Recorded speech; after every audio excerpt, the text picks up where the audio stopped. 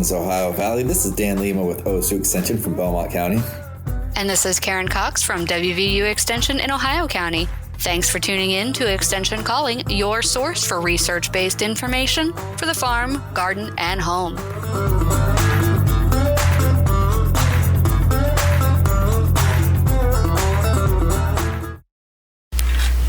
Dan is away on military leave right now, so we're going to bring back some of our previous shows that didn't make it to the podcast. We hope that you enjoy them. So this morning, we were thinking about ways to not hurt ourselves. And we thought, sometimes we see people doing some very poor lifting techniques. And so we thought we'd go over something that can help anyone, regardless of what kind of farming you're doing, to try to make sure that your back and your body stay nice and healthy for the summertime work period. Yeah, and also loading up all the produce that we get in crates and everything for the farmers markets, or even just running stuff back to the house that we're going to consume ourselves. I'm about to sneeze. Okay. But yeah, the pollen, it gets me every year. But it's funny that we just generally don't think about our own welfare when we do certain things. And honestly, if you think about really just running yourself to the ground too much, you might think you're being efficient, but in the long run, actually paying attention to your body, taking a little bit more of a break, in the long run, you'll actually be more efficient and safer and happier. Yeah, a lot of people feel like, well, this is just part of the job. Of course, I'm going to be sore. I worked all day. Having an aching back is just part of farm life. Well, and we're going to try to give you some tips and tricks that you can use to say, well, maybe it's not. Maybe you don't have to have an aching back all the time. And maybe, just maybe, you can get things done more efficiently and more quickly if you don't have an aching back, or by making a small little change here and there. And so one of the number one ways that we injure our backs is by lifting things and turning. So picture yourself picking up a hay bale and throwing it. Well, what are you doing? You're twisting your back with a heavy weight. That's the number one way that you're going to injure your back, is by lifting something heavy and then twisting and then setting it down. And here I'm moving around, so which is why my sound is going away from the microphone. I'm like, you can watch me move this box over here, right? Okay, radio. Anyway, so when you're lifting something, make sure that you are turning your entire body. And we all know to lift with our legs, but sometimes it's just not so. It doesn't seem like you can. Like you have a large box or something that you're trying to pick up, or just anything that is a little awkward. Sometimes it just seems easier to just lift with your back because you can't straddle it, or you can't get low enough because your knees hurt. Find a different way to do it. And if you can't pick it up by yourself with your knees, then you need to get someone to help you pick it up, or you need to find a tool to help you move it, like a forklift or a hand truck. Yeah, or a dolly. Dollies are something that's really underutilized, and that could really help you and go a long way. And also think about the manpower you have and what job you're doing. Just because not everything has to be done at that time. Sometimes it does, and you might have to make do, whether you are maybe not filling up the crate as high, maybe you're making a few more trips, but you're figuring out how to actually do it safely so that you don't injure yourself, and then you're able to get back out there tomorrow and work on it as well. So think about the tools you have. So one of the simple things you can do is, let's say that you are harvesting product from the field and you're using your standard large box to go through the field. Well, maybe just having a slightly smaller box will actually help you work faster because you won't be straining as much to move it around. And, the lower weight is going to be easier on your back, your knees, your arms. And also, if you have a narrow tote, it's going to be easier for you to carry because the center of gravity is going to be closer to you, which is going to put less stress on your back overall. So a lighter weight, having something with a smooth bottom surface, or putting it on a little cart to drag through through the field with you. Also having good handles on your containers. If you're using those old round baskets, those are some of the worst things to carry through the field. So when those baskets start to break down, I know you don't want to just run out and spend lots of money on things, but think about how you're going to be carrying it, how easy is it to clean, and also will it have a positive impact on your ability to harvest that product. Yeah, and a cart is probably going to be a really good investment. It's just amazing how far a cart will go. Even for our program, sometimes we haul a lot of junk, and sometimes the stuff can be heavy. I remember we did a program for the Master Gardener class where we had a lot of soil amendments, and there are a lot of different soil amendments that come in heavy bags. So we simply, we didn't have a cart at the time, but we scrambled, took a little extra time to find something, and it made probably multi-trip heavy workload into a nice, easy, relaxing offload conversation into the building with a lot of heavy stuff. So carts really go a long way, and carts are just a nice thing to have to be able to work efficiently and not hurt your back. So if you're not utilizing a cart, that might be something that would really help you out and possibly make you even more productive than you realize. Yeah, and they also have, there's a certain type of harvest cart, which is basically 2 bicycle wheels with a seat in between them. And there's a 1 wheel way up front, and there's a rack where you can rest your harvest tote on. So you can actually sit and just pick as you're pulling yourself along with your legs.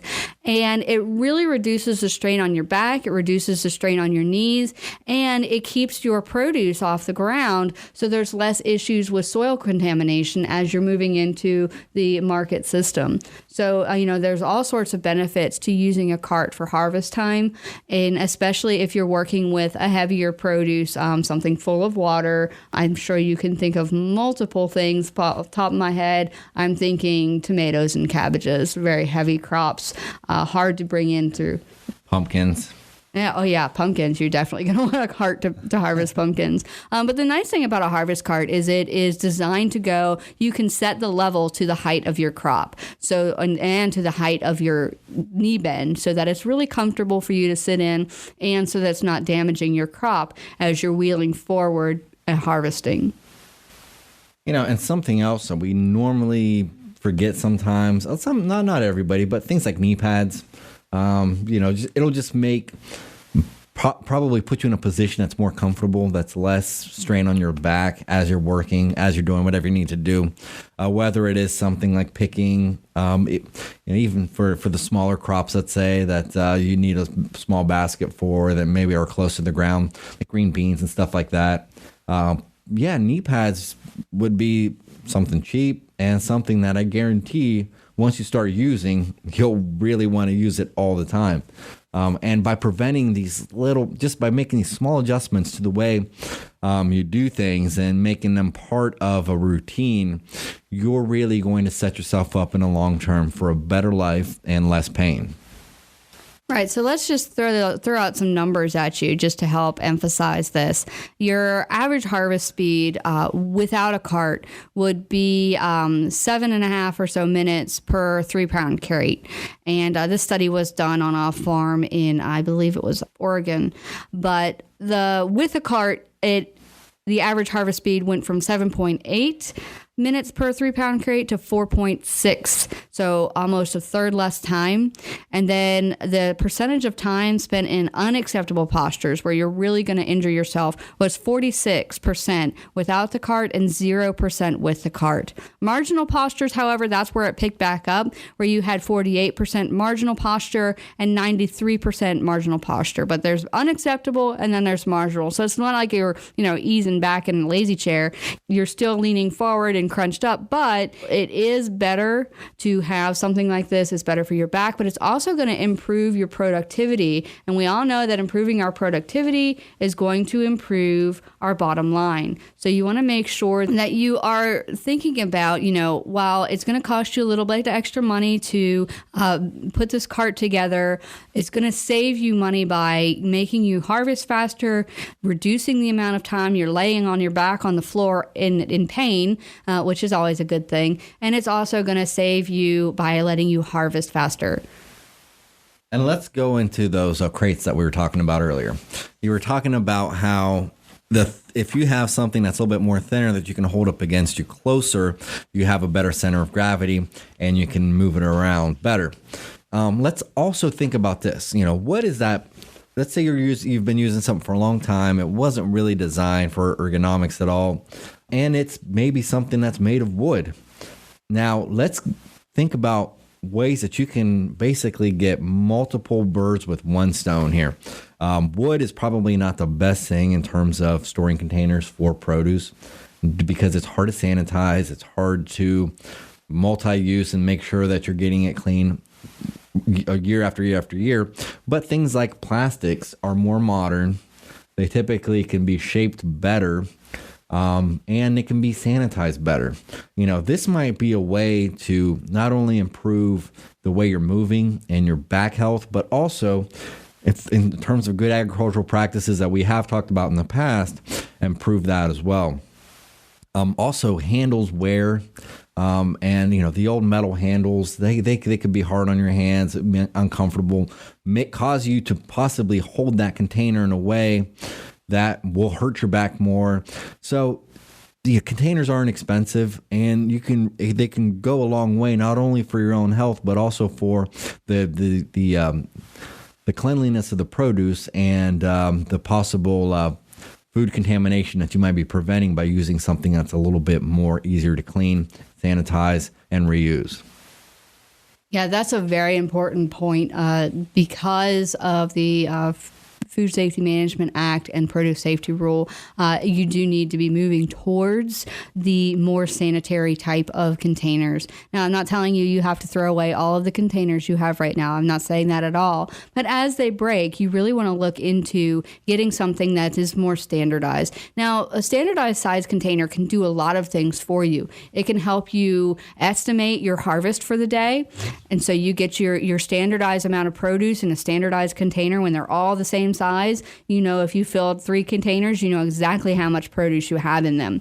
Also, they stack better. You can put them on a dolly and carry them around. So again, you're saving yourself that stress and that extra time to carry each one individually. And also, they're easier to sanitize. They're easier to store because I don't know about you, but I'm always fighting for storage space for things. And if you want something prettier for the farmer's market and you don't want to have to repackage everything, try to find baskets and containers that are sized together so that you can just take your container from your harvest field, put it inside the pretty basket at the farmer's market, and you can handle your produce less frequently, which is better for the produce, it's better for food safety issues, and you can put it in a nice pretty basket and it saves you time. All right, and then let's not forget the ergonomics of it all as well. The containers that you can hold closer to your body are going to be better in terms of how long you can hold it, walking with it, and it causing any potential damage as far as setting it down as well. Because a lot of times if you're holding something far out and you want to set it down, now you're stretching and you're setting it down and you're putting a lot of strain on your lower back. By having something closer to you, you won't stretch as far when you are picking it up and setting it down, and your chances for injury are going to go a lot less. But also, remember things like carts and dollies and things like that.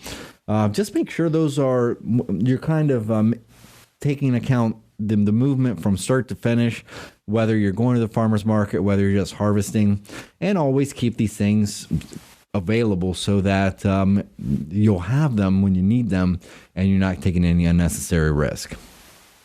Right. And you also, one of the best things you can do for your farm is to map what you do. So if you can just sketch out a map of your property, and you have your farm entrance, you've got your greenhouse or your high tunnel or your produce field or your livestock area. There's a lot of different things happening on your farm. One of the greatest things to do is to try to track where you go for a day. Just, every time you walk to the tool shed, every time you walk to the barn, every time you walk to the house, every time you walk back out to the produce field, how many times are you retracing your steps? And think about those steps as dollars. How many times are you setting $1 down on the ground when you could be just making one trip with a larger load or with a better designed load to be able to reduce your oversteps and reduce your number of trips? By having a narrow container that is the right size for you, because we're all different size people. And so the tote size that would fit my husband would not fit me. So it is important to make sure you recognize your own personal limitations, who's going to be working with this produce tote, and make sure that that tote fits that person. And also, when you're looking at different carts, think about the type of area that it's going to be traveled over. Is this a field cart? Well, you'll need bigger, wider wheels. Is it going to be a dolly for inside of a building? Well, then you can do a little bit different. But one of the things I want to suggest to you is, instead of getting a regular dolly, try to look at something called a pallet truck. All right, so a pallet truck is similar to a regular hand truck or dolly, but it has pivoting forks on the front instead of a plate or a metal shoe. And if you stack your load on the small pallet, like 14 by 24, you can position the forks underneath and let it roll away as many as 16 bushel boxes. And a pallet truck can be tilted by releasing the forks for loading and unloading, and then locked into an upright position to tip and roll the load. So it's a little bit easier to use, and you can stack a few more boxes on it. So with a hand truck, you need to push the stack of boxes forward in order to squeeze the shoe under the stack, and then the stack might fall. I mean, how many times have you knocked something over while trying to load it up? And then another thing is, when you're tilting it back, it is difficult to get back to the proper angle. So you also have to be sure, if you're like in tight quarters trying to load something up, that you have that full tilt range on both ends.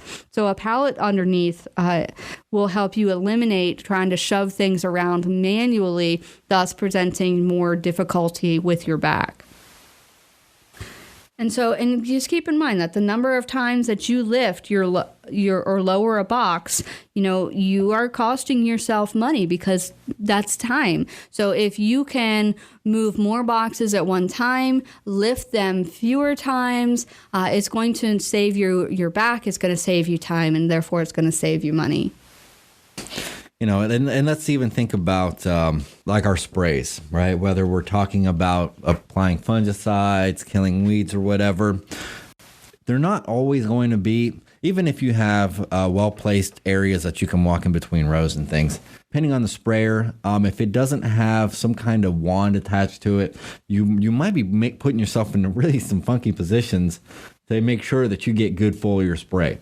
And, that stretching, that container could be heavy, and you could actually be putting a lot of strain on your lower back that way.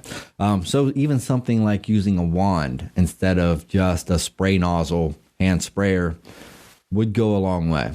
Just to have nice reach, good coverage, and honestly, in terms of the efficiency of that spray, good coverage will be essential, and you're going to be able to do it for longer periods of time better. You're going to have uniformity of the spray amongst along the crop, so that you can even keep track of how much you're spraying per area versus putting too much on one time and just getting like a mist on the far side that you can't reach. So something like a wand will more than likely increase your production and also make you feel more comfortable while you're spraying. So something like, if you are thinking about investing in something, a new sprayer, and you do a lot of hand spraying, wands are going to be a great way to make sure that you're getting a good uniform spray and you're not hurting yourself in the process.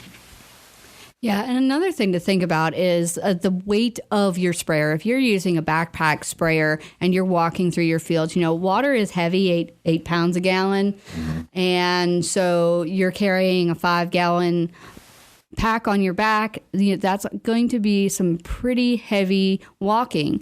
Now, another thing when you're looking at trying to manage your spray consistency, which is really important, as Dan was saying, for good coverage, you can look into the electric sprayers that have a battery pack or a gasoline-powered sprayer. And the gasoline-powered sprayers, you have to carry the gasoline and a motor, and they're a lot heavier than an electric-powered sprayer. So think about the difference in the type of sprayer that you're investing in, whether or not it's going to be on the back of an ATV or if it's going to be something that you're carrying around with you, and how can you keep the weight down while also making sure that you keep a consistent, standardized spray pattern as you're going. If you're using a backpack pump sprayer, try to get one that has a longer pump vessel inside of it. The diaphragm pumps, you have to have a lot more work to actually keep it full pressure.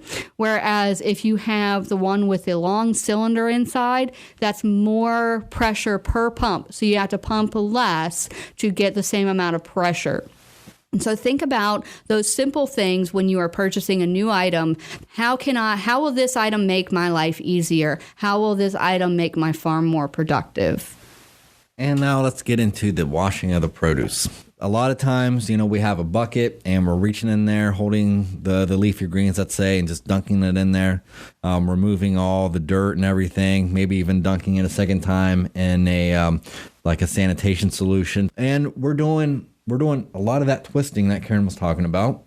We're not handling it as well. We're possibly damaging the produce, and we're not being efficient. Something like a mesh bag, it'll be contained. You're not handling it. You hold on to it higher. You're not going into the container as low.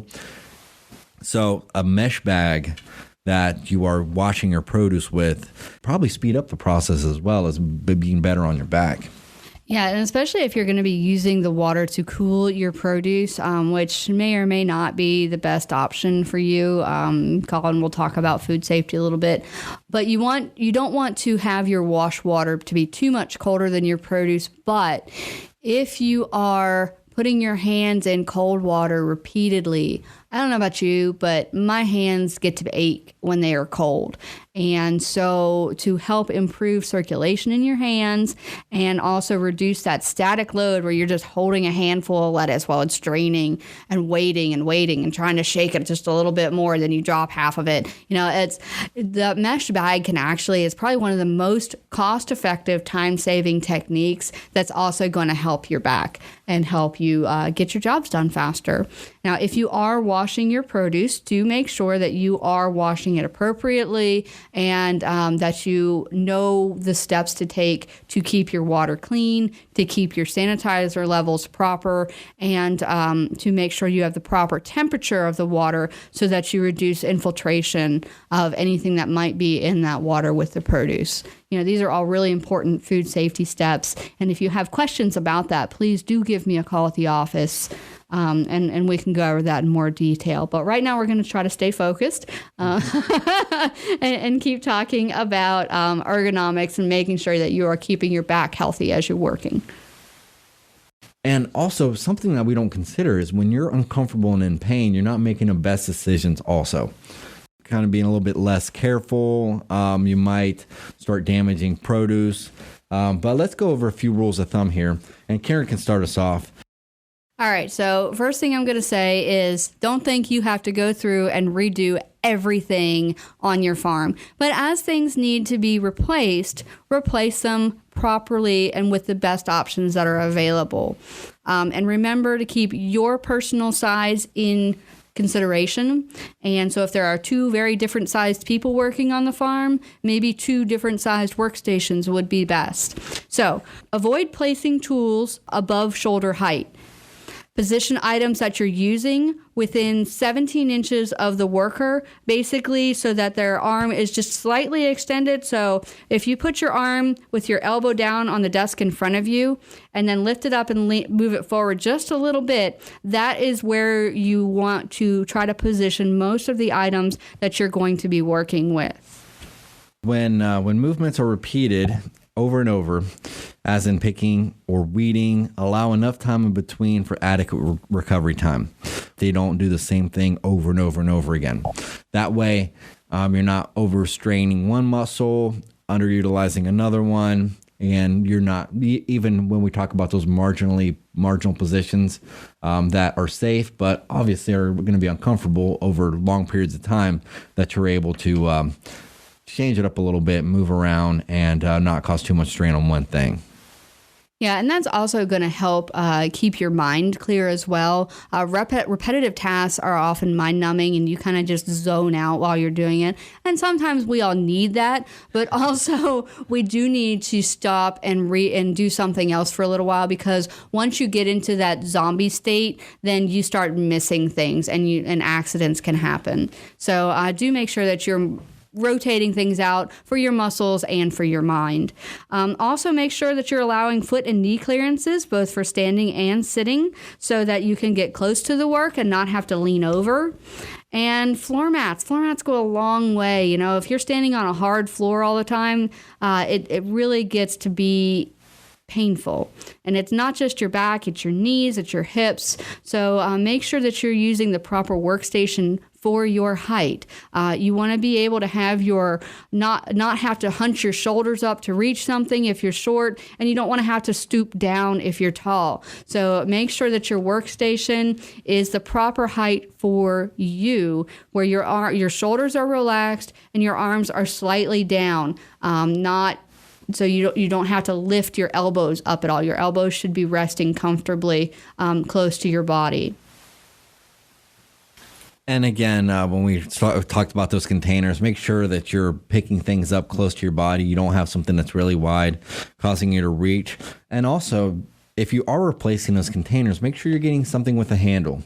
Handles are very practical. They make sure you're using your whole hand to get a good grip on something, as opposed to just the tip of your fingers, making things more comfortable. And when you're more comfortable, more fluid in motions, you're not going to rush and hurt yourself and twist, let's say.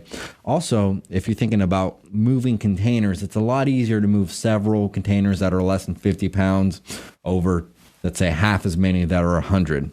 It'll just make work easier. It might even make it faster, even though you're making more movements, because you're not straining yourself and you're going to be more comfortable doing so. All right, and the last thing we're going to say, because we are again out of time, is that the best height to lift a heavy weight from is between your waist and your shoulders. Anything lower, you're going to have to bend over, and you definitely don't want to pull a heavy weight from over your head. So keep your heavy weights between your waist and shoulder for as much as possible. And with that, we're out of time. Thanks for listening to Extension Calling. This show is a collaboration between OSU Belmont County Extension Educator Dan Lima and WVU Ohio County Extension Agent Karen Cox. If you'd like a transcript of this show, contact us at the office. Also, let us know if you enjoy the show by ranking us on your podcast app.